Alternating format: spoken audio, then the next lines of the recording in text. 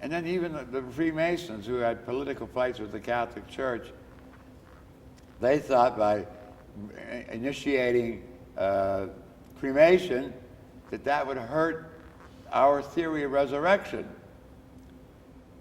which, since the Catholics were using Aristotelian metaphysics, it did. And there was a political fight to control Europe, the Freemasons or the Catholic Church. That's why we weren't allowed to be cremated. It wasn't a theological thing, it was a political power thing. And then finally they woke up and said, we need cremation. Although we like to have the body present, because we don't want it to be that grandma disappeared. We want her carcass in church. We want to incense it to show reverence for the co-equal body.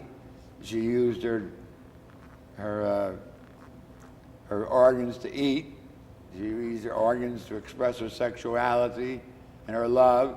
And they have a place in our life. We like to bless them and incense them, and then send it to the crematorium.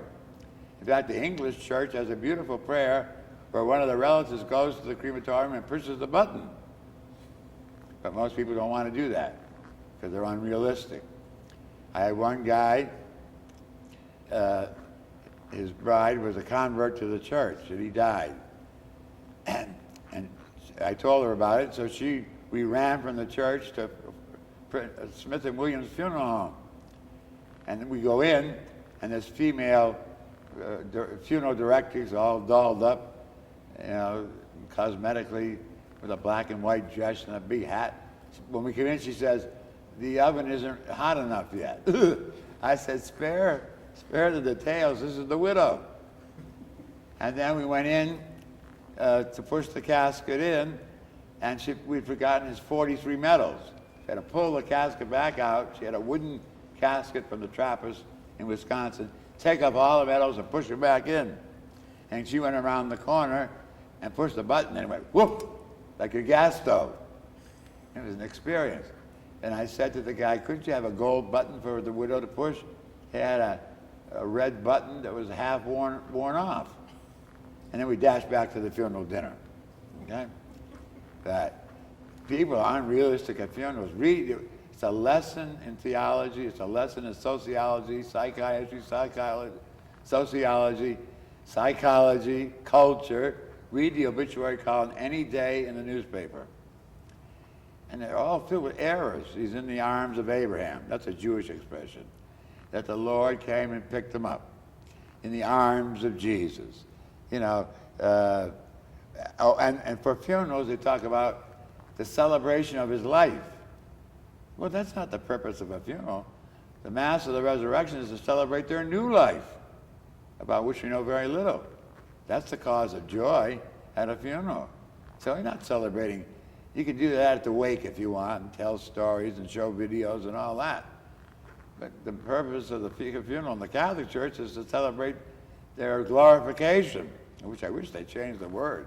It's resurgo means to bring back, which leads the people to misinterpretation. So anyway, it's gotten to be a joke amongst the priests. When the undertaker calls and say, we got Mrs. Murphy's stiff here, you have to say, what's the menu? Remains, cremains, or nothing.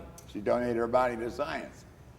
It's a whole new world, not only in theology, but in pastoral practice. And years ago, we used to go to the cemetery, even in the snow when I was a little kid, and then we'd all go home. And the family would get together in a small house. So now, most Catholic parishes and Protestants too, we have big funeral dinners after the burial or the dismissal to the crematorium, since the relatives are so creepy they won't go to the crematorium. That's a good new custom. That goes way back to the 3rd century when the church was underground. They would have Mass underneath in the catacombs, and then they have a cold meal, couldn't heat anything underground, called the refrigerium, which is the old name for the Catholic funeral dinner. And I did it for those who were martyrs and those who weren't martyrs. So it's all going to come together long after I'm dead, if they ever get it straight. All right, now tell me about your newfound. How'd you get me going on that? I don't know. I wanted that. Yeah, it's important.